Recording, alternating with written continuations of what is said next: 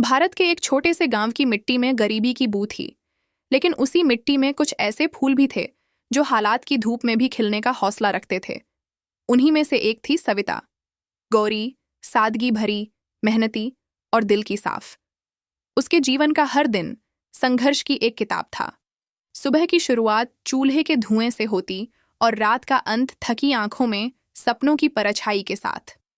वह अपने छोटे से घर में अपने पति राजेश और 3 बेटियों के साथ रहती थी। राजेश एक छोटी सी फैक्ट्री में मजदूरी करता था। दिन भर मशीनों की आवाजों में उसका नाम कहीं खो जाता, और शाम को जब वह घर लौटता तो चेहरे पर थकान और उम्मीद दोनों की परतें होतीं। सविता उसके साथ बैठकर रोटी बेलती, बच्चों को खाना खिलाती और मन ही मन सोचती, क्या कभी ये जिंदगी बदल पाएगी? उनकी दुनिया बहुत छोटी थी, पर चाहतें बड़ी। तीनों बेटियां उसकी आंखों का सपना थीं। सविता ने अपने जीवन में कभी खुद के लिए नहीं सोचा था। वह बस यही चाहती थी कि उसकी बेटियां पढ़ लिखकर इज्जत की जिंदगी जिएं, किसी की दया पर नहीं बल्कि अपने दम पर। मगर किस्मत जैसे हमेशा गरीबों की परीक्षा लेने के लिए तैयार रहती है। हर महीने की गिनती खत्म होते ही घर की मुश्किलें शुरू हो जातीं। किराया, राशन, बच्चों की किताबें, दवाई, सब कुछ जैसे कंधों पर बोझ बनकर बैठ जाता। फिर भी सविता मुस्कुराती, क्योंकि उसे यकीन था कि एक दिन मेहनत रंग लाएगी। एक दिन मोहल्ले की कुछ औरतें उसके घर आईं। उनके चेहरों पर चमक थी, बातों में विदेशी हवा की खुशबू। उन्होंने कहा, सविता, तू इतनी मेहनती है, इतनी सुंदर है। तुझे पता है, सऊदी अरब में ब्यूटी पार्लर में काम करने वालों की बहुत इज्जत होती है। महीने के 50-60 हजार मिलते हैं। सविता पहले तो हंसी, अरे दीदी, वहां कौन रखेगा हम जैसी को? मगर उन औरतों ने कहा, हमारी पहचान है, एजेंट सब इंतजाम कर देगा। सिर्फ ब्यूटी पार्लर का काम है, रहना खाना सब फ्री। ये सुनकर उसके दिल में जैसे बिजली सी दौड़ गई। उसने पहली बार सोचा कि शायद ऊपर वाला उसकी सुन रहा है। अगर वह वहां 2-3 साल काम कर ले तो अपनी बेटियों की पढ़ाई और घर के लिए थोड़ा पैसा जमा कर लेगी। शाम को जब राजेश लौटा, उसने उससे सारी बात कही। राजेश कुछ देर खामोश रहा, फिर बोला, अगर सच में वहां सब ठीक हो तो क्यों नहीं? कुछ साल तू काम करेगी, हम अपनी बेटियों के लिए कुछ बचा लेंगे। लेकिन सविता, वहां अनजान देश है, सोच समझकर कदम रखना। सविता ने सिर हिलाया और कहा, मैं संभाल लूंगी सब। वो रात दोनों के लिए लंबी थी। छत पर लेटे हुए सविता तारों को देखती रही और सोचती रही कि क्या किस्मत सच में उसकी तरफ मुड़ रही है या फिर यह कोई और खेल है। कुछ ही दिनों में एजेंट आया, साफ सुथरा सूट पहने, आत्मविश्वास से भरा। उसने सविता से कहा, बहन, तुम्हें किसी बात की चिंता नहीं करनी चाहिए। सऊदी में हमारे लोग हैं, रहना खाना सब कंपनी देती है, बस तुम मेहनत से काम करना। उसने पासपोर्ट, टिकट और मेडिकल का इंतजाम किया। राजेश ने कुछ उधार लेकर सारे कागज पूरे कर दिए। जिस दिन सविता के जाने का दिन आया, तीनों बेटियां उसकी गोद में चिपकी रो रही थीं। वह उन्हें समझा रही थी, बस कुछ सालों की बात है बेटा, फिर मैं ढेर सारा सामान लेकर लौटूंगी। उसकी आंखें नम थीं, लेकिन चेहरे पर उम्मीद की चमक थी। जब सविता ने मुंबई एयरपोर्ट से पहली बार हवाई जहाज देखा तो उसका दिल जैसे धड़कना भूल गया। उसने आसमान की ओर देखा, मन में बोली, भगवान, मेरी रखवाली करना। विमान जब आसमान में उठा तो उसे लगा जैसे वह अपने दर्द, गरीबी और संघर्ष से ऊपर उड़ रही है। दुबई होते हुए वह दमाम पहुंची, जहां उसका स्वागत एक अरबी महिला ने किया, जिसने खुद को पार्लर की मालकिन बताया। वह औरत बहुत मेकअप की हुए थी, चेहरे पर नकली मुस्कुराहट थी। उसने सविता से कहा, यह तुम्हारा नया घर है, यहाँ तुम खूब काम करोगी, खूब पैसा कमाओगी। पार्लर वाकई सुंदर था, महकते परफ्यूम, चमकते शीशे, एसी की ठंडी हवा और अमीर औरतों का आना जाना। पहले दिन सविता को लगा कि शायद जिंदगी ने सच में करवट ले ली है। उसने काम शुरू किया, बाल बनाना, फेशियल करना, मेकअप। हर शाम वह अपने पति को फोन करती, राजेश, यहाँ सब अच्छा है, काम भी बढ़िया है, मालकिन बहुत अच्छी है। उसकी आवाज़ में भरोसा था और राजेश की आंखों में राहत। दोनों को क्या पता था कि यह राहत कुछ ही दिनों की मेहमान है। धीरे धीरे सविता ने महसूस किया कि पार्लर की बाकी औरतें अजीब तरह से खामोश रहती हैं। किसी की आंखों में खुशी नहीं, बस खालीपन था। कई बार उसने मजाक करने की कोशिश की, लेकिन जवाब में सिर्फ मजबूर मुस्कान मिलती। उसने सोचा, शायद परदेस का गम है, घर से दूर हैं सब। लेकिन उसके भीतर कोई अनकहा डर उठने लगा था। एक दिन पार्लर की मालकिन ने आकर कहा, कल तुम्हें होम सर्विस के लिए जाना होगा। सविता ने पूछा, होम सर्विस मतलब? मालकिन ने हंसते हुए कहा, यहाँ अमीर शेख अपने घर पर ब्यूटी सर्विस लेते हैं। उनके घर जाओगी, मेकअप करोगी, बाल बनाओगी और अच्छा पैसा मिलेगा। सविता के चेहरे पर मासूम खुशी थी। उसने सोचा, यह तो और अच्छा है, नई जगहें देखने को मिलेंगी। अगले दिन जब वह जाने लगी तो बाकी औरतों के चेहरों पर अजीब खामोशी थी। किसी ने नजरें झुका लीं, किसी ने बस धीमे से कहा, ध्यान रखना। सविता ने उनकी चुप्पी को नहीं समझा। दरवाजे पर एक बड़ी काली कार खड़ी थी। ड्राइवर ने दरवाजा खोला। सविता ने अपने ब्यूटी किट को सीने से लगाया और बैठ गई। सड़कें सुनसान थीं, दोनों ओर रेत के टीले। दूर दूर तक कोई हरियाली नहीं। सूरज की रोशनी में रेत ऐसे चमक रही थी जैसे सोना बिखरा हो। उसे लगा जैसे किसी दूसरी दुनिया में चली आई हो। कुछ घंटे बाद जब कार एक बड़े गेट के पास रुकी, उसने सामने एक विशाल महल देखा। सफेद दीवारें, ऊंचे झूमर और अमीरी की झलक हर कोने में थीं। वह भीतर दाखिल हुई। उसके कदमों में उत्सुकता थी, पर दिल की धड़कनें बढ़ रही थीं। एक अरबी औरत ने उसे अंदर ले जाकर कहा, यहां बैठो, शेख साहब आएंगे। सविता ने शरबत पीने के लिए ग्लास उठाया, और उस पल उसने नहीं जाना कि वही ग्लास उसकी किस्मत को बदल देगा। शरबत के कुछ घूंट पीते ही उसकी आंखें भारी हो गईं, सिर घूमने लगा। आखिरी बात जो उसने देखी वह था एक अधेड़ उम्र का आदमी, चेहरे पर गुरूर, हाथ में शराब का गिलास और आंखों में ऐसा नशा जो इंसानियत को मिटा देता है। जब उसे होश आया तो उसने खुद को किसी नरम बिस्तर पर पाया। शरीर पर कपड़े नहीं थे, सांसें टूटी हुई थीं। उसने खुद को ढकने की कोशिश की, मगर उसकी चादर खींच ली गई। उस आदमी की आंखों में हवस थी और उसकी आवाज में जहरीली हंसी। सविता की आंखों से आंसू बहने लगे। उसे सब समझ आ गया। वह जिन ख्वाबों के साथ यहां आई थी वो सब झूठ थे। यह पार्लर नहीं था, यह नरक था। उसके साथ जो हुआ वो किसी शब्द में नहीं समा सकता। उस रात उसने इंसान की शक्ल में शैतान को देखा। जब वो वापस पार्लर लौटी, उसके कदम डगमगा रहे थे, आंखें सूखी हुई थीं और भीतर एक चीख दब गई थी। बाकी औरतों ने उसे देखा और चुपचाप उसके पास आईं। उनमें से एक ने धीमे से कहा, हम सब इसी दर्द से गुजर चुके हैं बहन, यहां से निकलना आसान नहीं। सविता ने उस पल जाना कि यह दुनिया उसकी कल्पना से कहीं ज्यादा अंधेरी है। वो रात, वो दर्द, वो चीखें, सब कुछ उसकी आत्मा में जैसे ठहर गए। अब उसे सिर्फ एक ही ख्वाहिश थी, किसी तरह वापस अपने देश लौट जाए, अपनी बेटियों को गले लगा सके और किसी को भी उस रास्ते पर ना जाने दे जिस पर वो गई थी। लेकिन उसे यह नहीं मालूम था कि यहां से निकलना किसी कैद खाने से भागने जैसा है, जहां हर दीवार सोने की है मगर हर दरवाजा जुल्म की तरफ खुलता है। सविता उस दिन जब पार्लर लौटी तो उसके जिस्म में जैसे जान नहीं थी।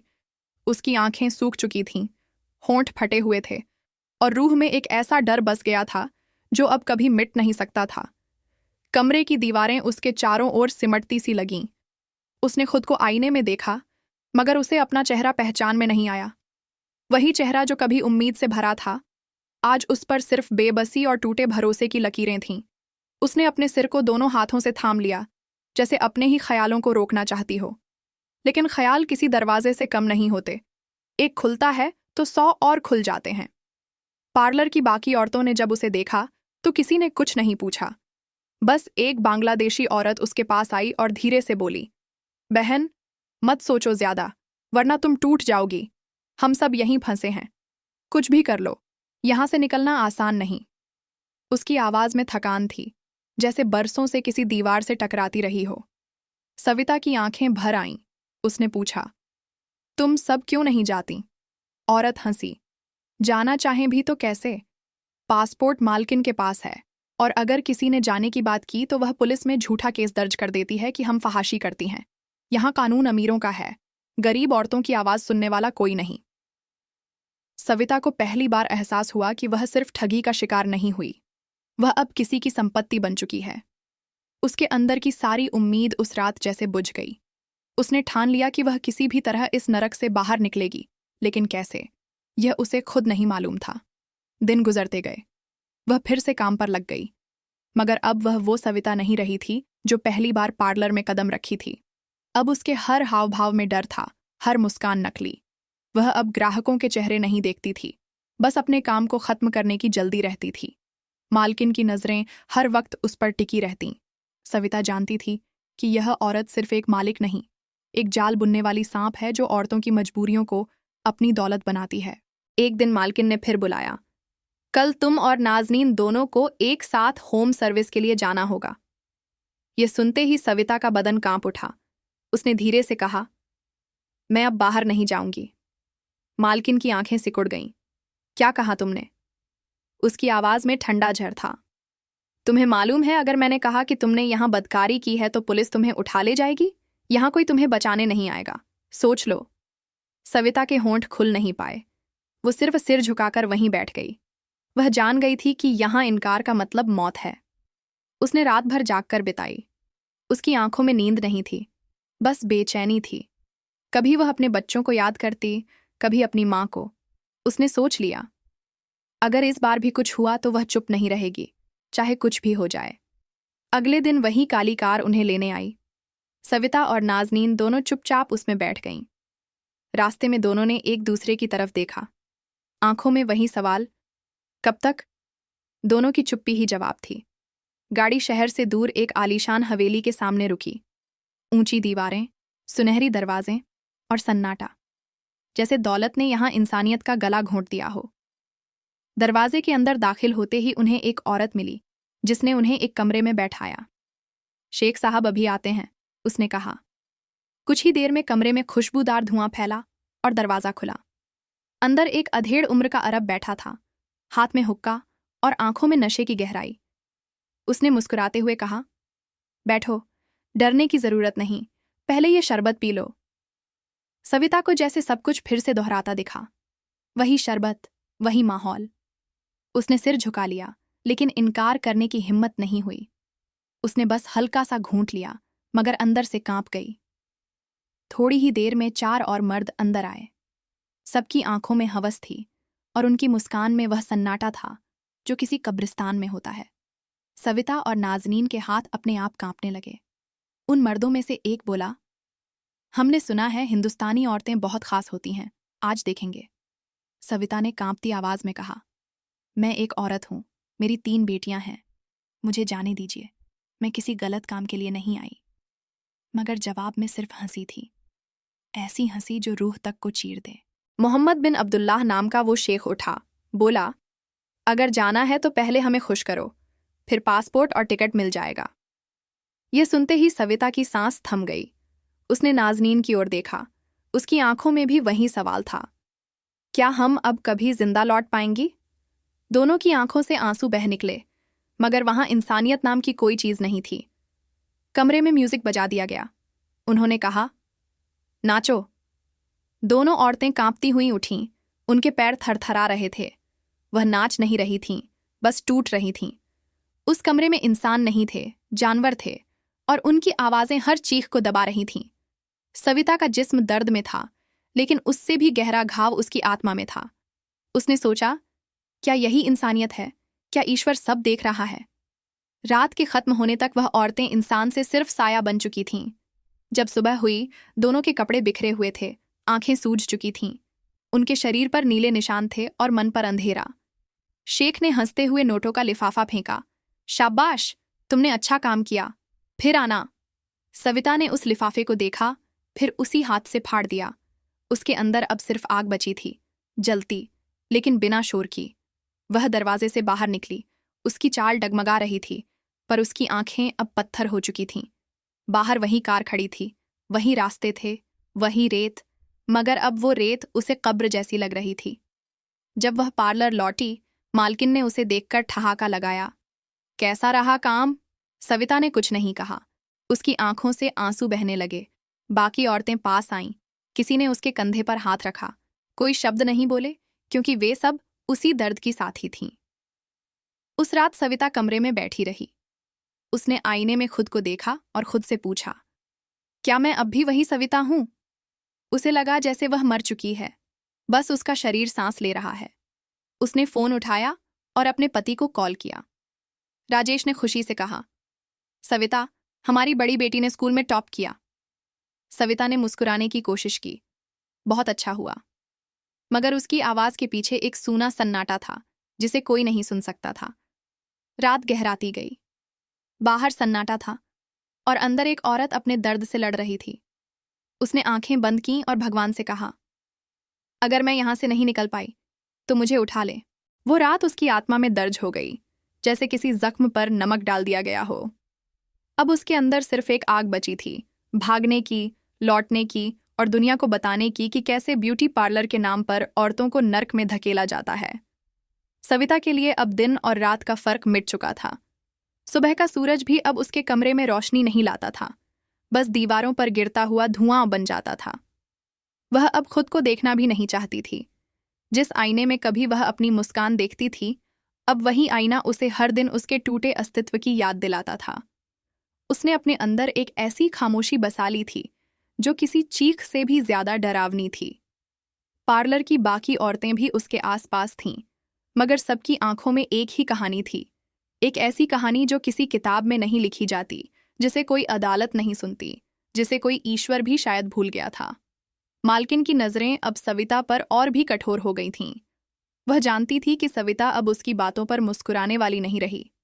वह अब सवाल करने लगी थी, अपने हाव भाव से, अपनी चुप्पी से। और मालिकों को चुप्पी से डर लगता है, क्योंकि उसमें वो तूफान छिपा होता है जो किसी भी दिन सब कुछ उखाड़ सकता है। इसीलिए एक दिन मालकिन ने उसके सामने एक फाइल फेंकी। देखो, ये तुम्हारा कॉन्ट्रैक्ट है, उसने ठंडी आवाज में कहा। 3 साल का है। अगर तुम बीच में जाने की कोशिश करोगी तो मैं पुलिस को बता दूंगी कि तुमने मेरे यहाँ चोरी की है। यहाँ का कानून तुम्हारे जैसे लोगों को कभी नहीं सुनता। तुम चाहो तो चुप रह सकती हो, वरना जेल में सड़ जाओगी। सविता के पैर कांप गए। उसने फाइल देखी। सब कुछ अरबी में लिखा था। वह कुछ भी समझ नहीं पाई। उसके होंठ सूख गए। मालकिन की आवाज और तल्ख हो गई। और याद रखना, अगर तुम किसी से कुछ कहोगी तो मैं तुम्हारा वीडियो बनवाऊंगी और तुम्हारे घर भेज दूंगी। सविता के दिल में जैसे किसी ने बर्फ की तलवार घोंप दी। वह समझ गई कि अब वह सिर्फ गुलाम नहीं, बल्कि बंधक है। रात में जब सब सो गए, वह बाथरूम गई। वहां उसने टॉयलेट के ऊपर लगे छोटे शीशे के पीछे छिपकर उस नंबर को याद किया। उसे मालूम था कि यहाँ कॉल रिकॉर्ड होती है, इसलिए उसने सोचा कि किसी दिन जब मालकिन उसे किसी मार्केट भेजे तभी मौका मिलेगा। लेकिन हर दिन डर के साए में जीना आसान नहीं था। कभी कभी उसे लगता शायद वह पागल हो जाएगी। 3 महीने ऐसे ही बीते।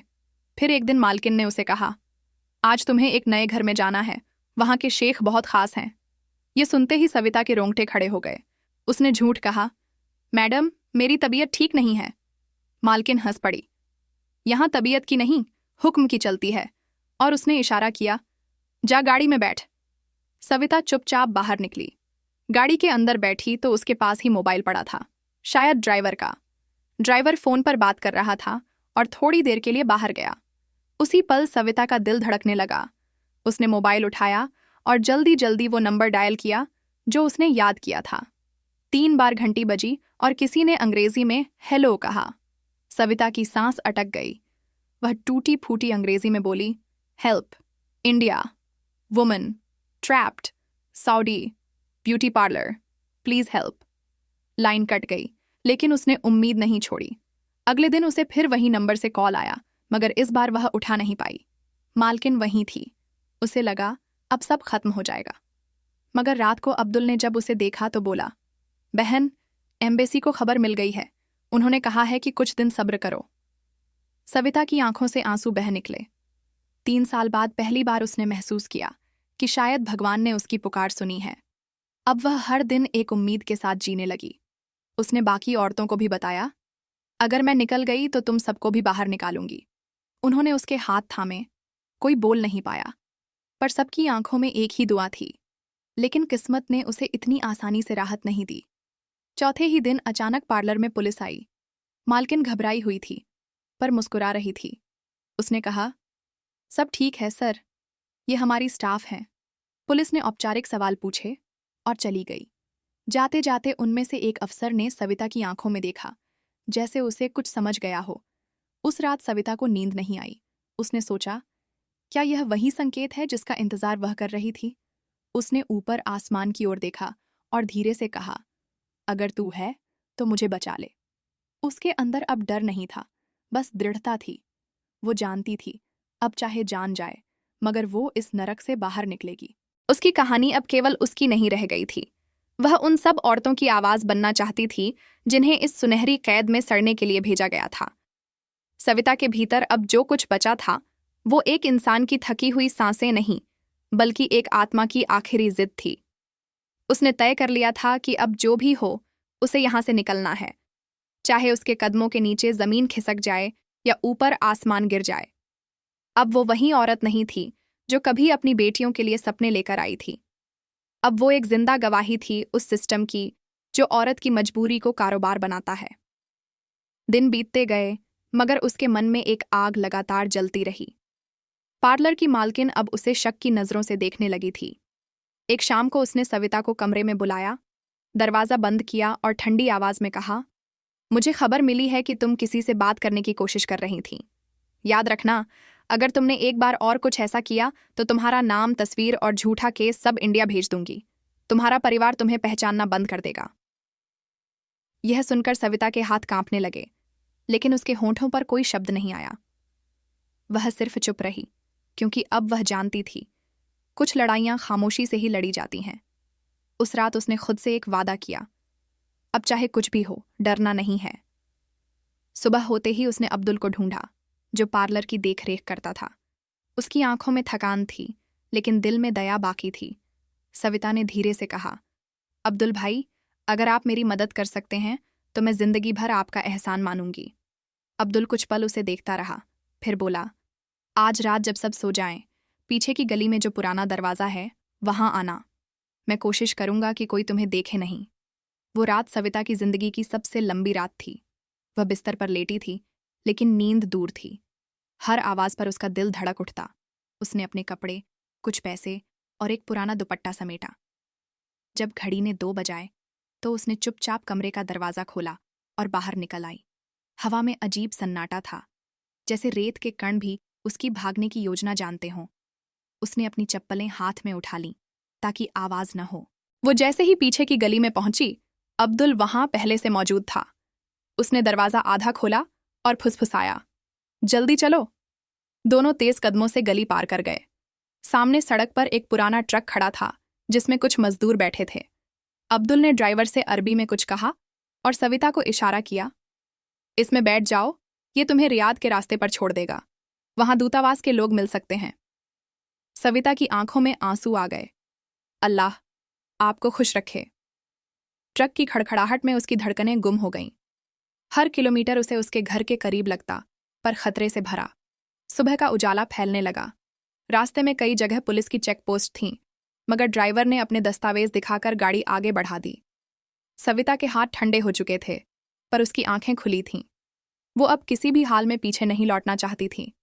दोपहर के करीब जब ट्रक एक छोटे शहर में रुका, तो उसने पीछे देखा। कोई पीछा नहीं कर रहा था।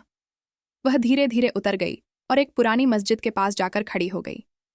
अंदर जाकर उसने सिर झुकाया और कहा, हे भगवान, अगर तू सच में है तो अब मुझे अपने बच्चों तक पहुंचा दे।